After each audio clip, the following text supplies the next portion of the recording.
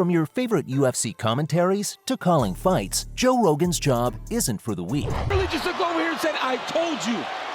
What a dog Juliana Pena is.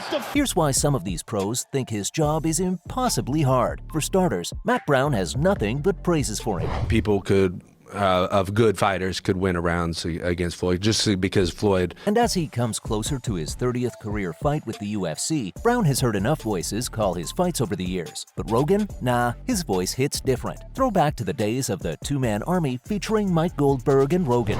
Who hate each other, and they're gonna fight tonight, and I couldn't be more excited.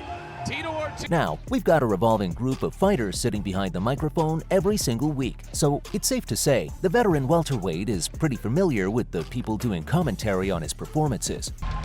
Let's see it again. Left hook, bang, and as he's dropping. But unlike some athletes, he's not the one to take offense for whatever you say about him. Instead, Brown says he goes back to watch every single one of his fights, and most of the time, he surprisingly learns a thing or two from the commentary team calling the action. If anything, fights are incomplete without commentators like Rogan. End of that round, he was deep shit. He was hurt about. They offer amazing insight about something the athlete's doing wrong, or a bunch of things they could have done that would have landed them in a better position. And on the latest episode of The Fighter versus the Writer, he said, Daniel Cormier is very critical of the techniques you're using, or the things you could be doing or should be doing. And trust me when I say this, a bunch of people can take that very defensively. They don't need someone else perfecting their game, do they? But Brown takes this positively instead, hoping to learn and grow from it. In fact, he even likes to think that Cormier is sort of coaching him in his own way right now, and that could only help him improve. It's a time here. He taps. Matt Brown by submission. Wow. Now, let's just say he's become a sort of fixture on UFC broadcasts over the past couple of years. You may not know him, but you definitely recognize his voice. Not to mention, he's basically the third man in the booth, right next to Rogan and play-by-play man John Anik. And that's for every single one of the major pay-per-view broadcasts. He stripped Khabib. Does the Nevada State Athletic Commission fine him and not allow him to... But you know what really got his name going around? The return of Jon Jones, as he geared up for his heavyweight debut against Cyril Gane at UFC 285. Now, you all already know how Cormier and Jones are in one of the most heated rivalries we've ever seen in the sport.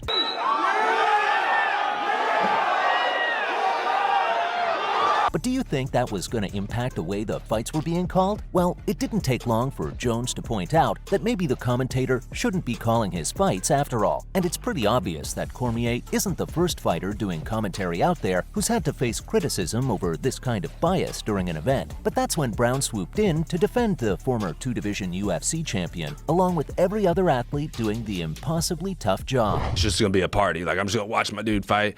I get there and despite everything, they gotta be out there and be critical about the fight. And as Brown pointed out, they've gotta sit there for a couple of hours and go on and on about these fights. With every passing second, they've gotta find things to talk about the whole time and keep it interesting for the audience. And he definitely sympathizes with them for that. Having said that, while ex-fighters make up the majority of the broadcast teams you see in the UFC these days, Brown pointed out a single one. He considers Rogan as the gold standard for commentary. In fact, he knows very well what his voice brings to every one of the broadcasts. If anything, he says Joe is probably the best of all time, and he's pretty good at saying whatever they're doing and all of that without being critical.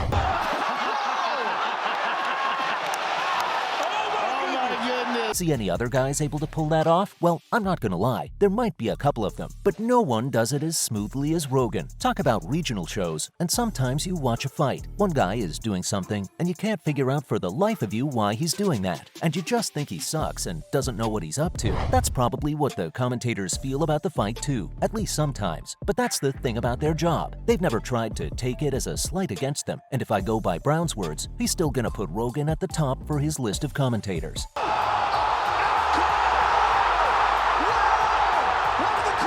Even though he definitely enjoyed one of the newest members who started calling fights for the UFC too. Overall, no one does it like Rogan, and that's something people have come to naturally accept. I mean, he's done way more than just calling out fights. He got many fans interested in the sport.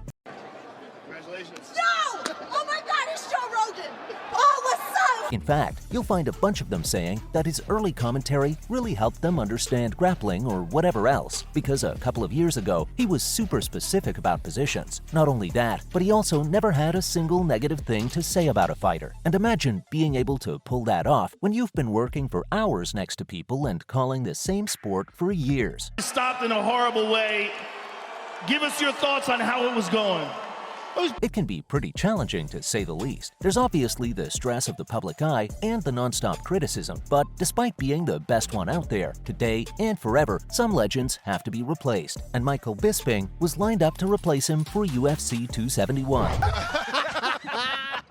There's the acting skills. That's why you're an actor. Yes, man. Now, this was back in February 2022, when the news shocked every single one of his fans, because he wasn't scheduled to appear as a part of the broadcast team for UFC 271 anymore, and it didn't take long for rumors to make headlines. Soon enough, everyone figured that he'd be replaced by the former middleweight champion Michael, so the UFC had to jump in and release a statement saying that the longtime fight commentator had a scheduling conflict and nothing else, and fans should stick around for his return for UFC 272. So yeah, that didn't work out so well. But now there's another potential replacement. It seems like Paul Felder is set to replace him at UFC 283 in Brazil. That's right, guys. Benil just...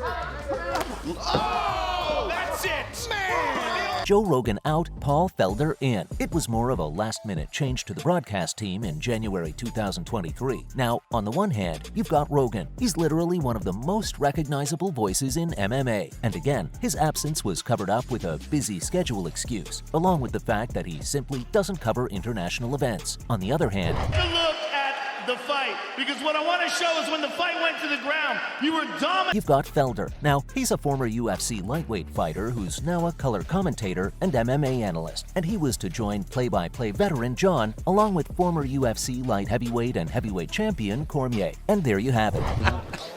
You miss jiu-jitsu, Paul? Huh? Do you miss... The new broadcast team in Brazil. Sure, we kinda saw that coming anyway, but sooner or later, whether we like it or not, here's the truth. Rogan is gonna retire sooner than you think. You did that. To me, that felt like you felt you lost that decision. I mean, rewind back to 2019. The commentator was literally contemplating retirement. Sure, he loves the job and enjoys every second of it, but he's also got one of the most popular and most listened to podcasts in the world. So big as big pie face. And I mean, you can make a show about it. Yeah. On top of that, he's got a pretty hectic comedy schedule that would have him touring throughout the year. So even though he wasn't going to retire just then, he still began to divide the amount of work he was assigned. But as of now, let's treasure his voice in the UFC as long as it lasts. And there you have it. Here's why pros think Joe Rogan's job is impossibly hard.